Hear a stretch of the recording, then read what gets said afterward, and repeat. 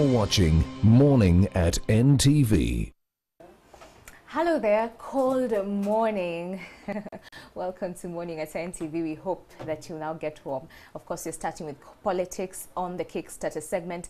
I hope that you're well. Now, the hashtag, of course, is Morning at NTV. You can also stream us live and drop in your comments. NTV Uganda, that's on Facebook and YouTube pages. Now, today on Kickstarter, we're keeping it politics. So we'll be talking about the LC5, kind of elections, by-elections in Busia. And so in studios to talk about that is Mr. Rogers Mulindwa, the spokesperson of NRM Secretariat. Later on, he's running late. I think maybe it's because it's raining.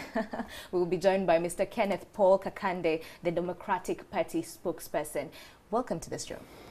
Thank you. Good morning to you and to our viewers. Good morning. Good morning. We've been seeing quite a number of changes with regards to the Busia by-elections that are scheduled to take place this month on the 28th. Of course, our big DPs and oppositions, big candidate, the joint candidate, was offered a job. And many say that this was the arm of government, NRM, trying to put him off the election so that you can have an opposed win come the 28th of November in Busia. Is that your doing? Is that NRM's doing? No, I think that's not true. What happens, these jobs are meant to go anywhere, whether you are NRM, opposition or what. The public service, the civil service, these jobs can go anywhere. Actually, we have quite many people who are practically opposition, but when they are actually in these positions. So once a job is advertised, somebody picks interest, he goes. I'm only surprised that somebody cannot have these calculations properly, because if I'm offered an opportunity to serve for 5 years, where even the enumerations look to be better, and then I subject myself to an election to be in the office of chairperson for 2 years, I think that mathematics somehow not right. But it is his choice. It's not all about the NRM Secretariat, the NRM party. It was a government job. If he wanted to take it, he would take it. If he doesn't want, somebody else will take it. So what you're saying is that this is not the doing of government, trying to make sure that he's now out of the race so you can have an unopposed, kind of win. Because someone would say, what a coincidence, the timing. Once you are jobless, you keep trying here and there. Because, first of all, maybe he wasn't so sure there would be a by-election. Perhaps he kept pushing his papers here and then elsewhere. So when the by-election time came, he's nominated, and this also goes through. That is choice. Because we can't do that. We are not worried of the elections in Busia. As much as I don't think we can surrender a border district to opposition. We need, if it requires extra effort, we shall have extra effort, but we need to win in Busia. And Busia is not an opposition district, no. Our biggest challenge in Busia would be the real challenge we have had elsewhere, the internal bickering, the challenges within the party, but not that the majority of the voters in Busia belong to opposition. By the way, let me take you briefly to, since 2016 general elections, we have had 11 by-elections or elections involving the position of the district chairperson. Right. From Omoro to Ruchiga to Nyangabo to Namisindwa to Chotera to Kalungu to Butebo to where we've never lost. The only challenge we had was in Omoro, the first election in the northern Uganda, where our independent but former district chairperson in Gulu, of NRM actually, NRM chairperson in Gulu, came as an independent and he won. That was also for NRM. But all the other 10, we have taken them straight away. To the extent that even in Butebo, in Busia, rather in Palisa, carved out of Palisa, the opposition could not even afford a single candidate. So the race ended between two people of NRM that contested in the primaries. I think this is unbelievable. If political parties in Uganda still have the guts to come to televisions and tell people we are strong, and you can't find a single candidate, a senior six holder, to carry your flag in a district, then I don't think they are really worth the competition. Okay, let's refresh our viewers' minds and let's get the bites of Mr. Norbert Mao, DP's president, together with Mr. Njoki, of course, the flag bearer of opposition in the LC5 Busia by-election. Let's take a look. No, I will not take up the offer. I now have to choose between taking up that appointment or serving the people of Busia. And I have decided I decline to take up the offer and stick with the people of Busia who have also stood with me in the previous elections. They have given me their votes. We were going to handle internally.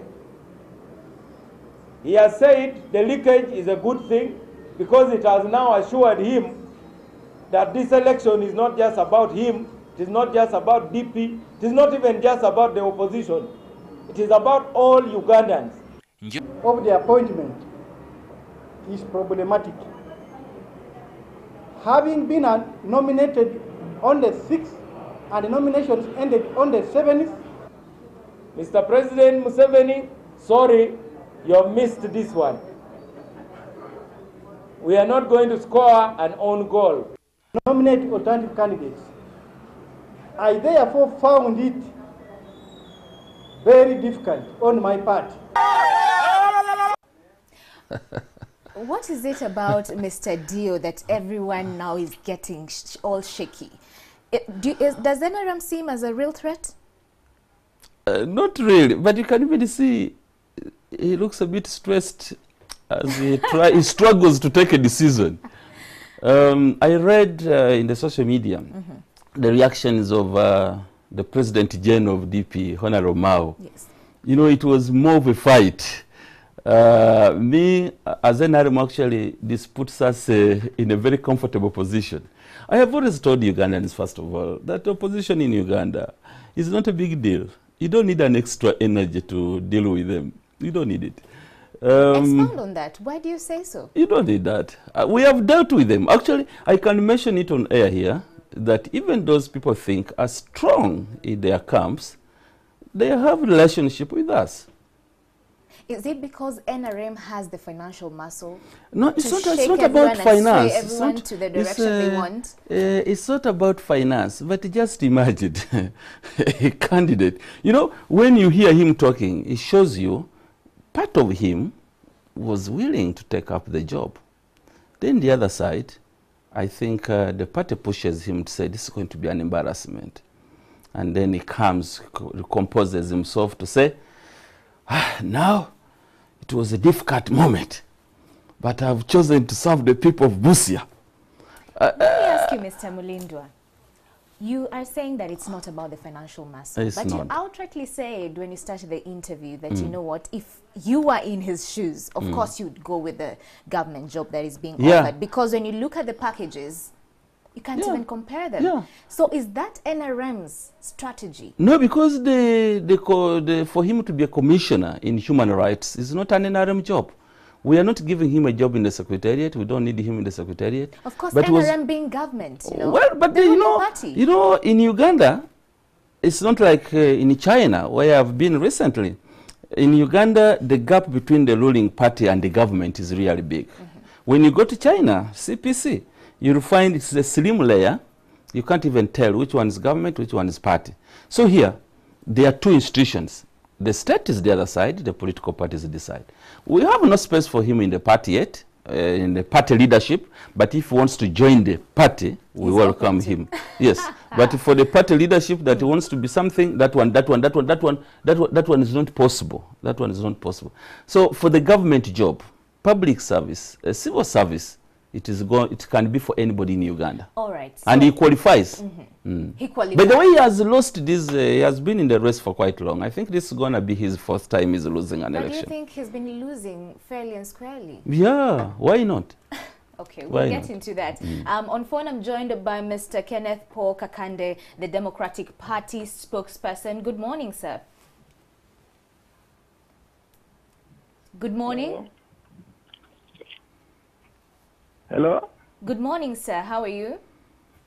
I'm okay. How are you? I'm fine, thank you. Thank you so much for making time this early morning. Now, the conversation today is about the NRM party trying to, and the government at that, trying to woo away and whisk off Mr. Njoki. And this has been a development that we've been seeing, but it seems like Mr. Njoki was just very close, this close to actually getting that deal and accepting that deal.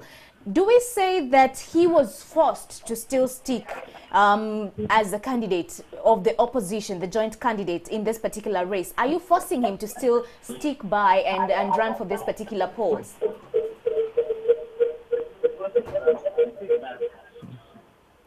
Sir, can you hear me? Okay, we'll be working on that to seem not to be getting him clearly. Of course, let me read what Mr. Norbert Mao, of course, tweeted on social media when this particular development came to the fore, when you guys offered Mr. Njoki this particular job. Now, he says, and this is on Twitter, "High intrigue. I confirm that our candidate for Busia LC5 chairperson, Mr. Dion Njoki, has been nominated to the Uganda Human Rights Commission. I have strongly urged him to say no. Biting the bait will be extremely treachery. He will be denounced as a deserter and treated as such."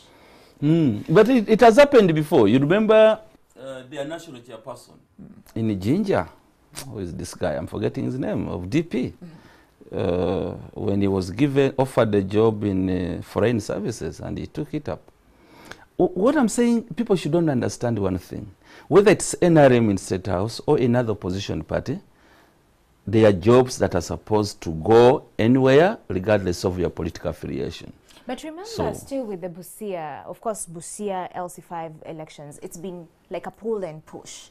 We are having the by-elections, of course, because there were issues right there. We've been having by-elections because there's been issues. Question has been, why is NRM trying to pull the financial muscle gear to win this? And of course, now with the Electoral Commission, now with the new leadership, it seems like they're actually doing their job, and the courts of law are actually doing their job. So people say that NRM doesn't win squarely. There's rigging involved, there's voter bribery involved, yes. And of course, that's why we're seeing by-elections happening left, right, center. So what do you have to say to that? Yeah, you know, when we lose in Kampala, for instance, and the mayor is either FDC or Democratic. I don't know whether Elias Lukwago belongs to DP or FDC now.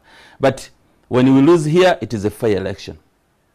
When you win in Ishema, it is rigging. But why are these elections nullified then? The issue is the opposition in Uganda is not popular enough to match the strength of NRM. What is this? That's why I'm telling you, their support is concentrated in urban centers.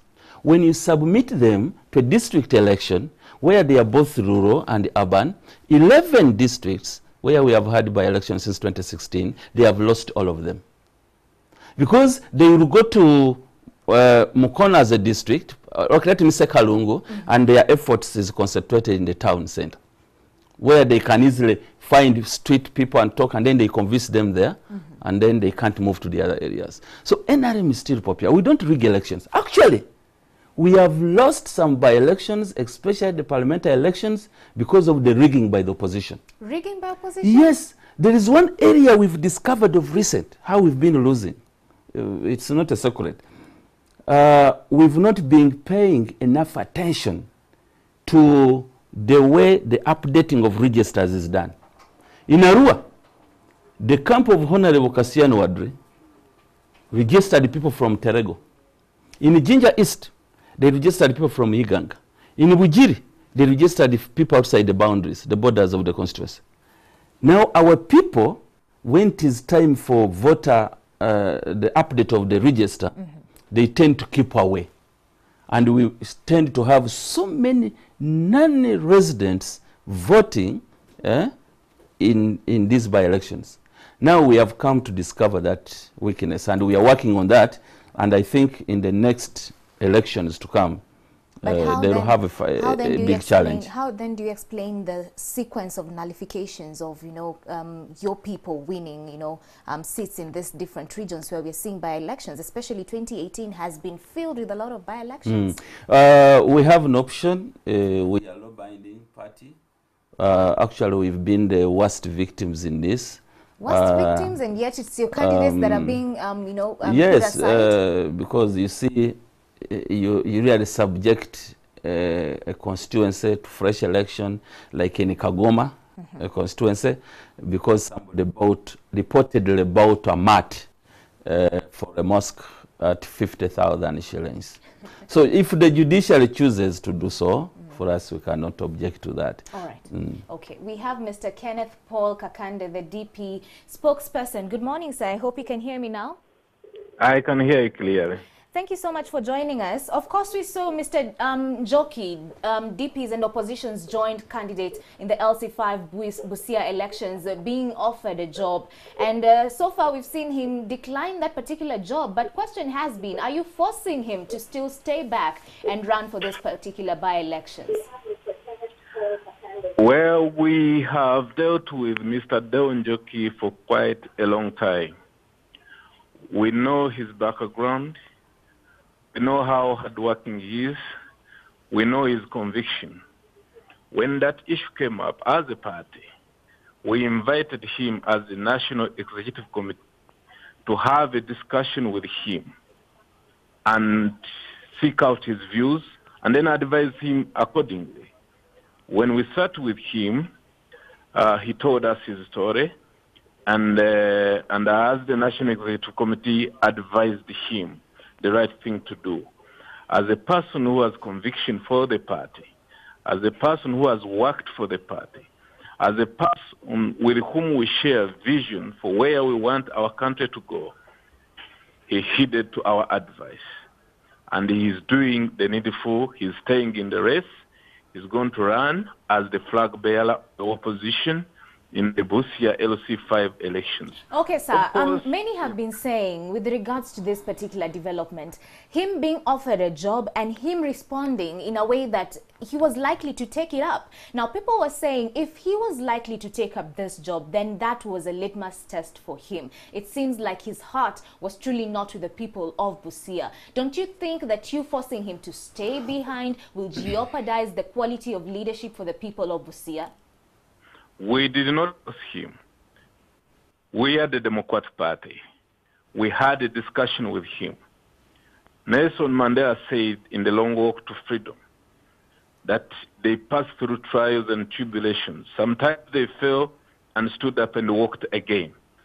We feel that this is one of those challenges people face when they are faced with a situation like this one.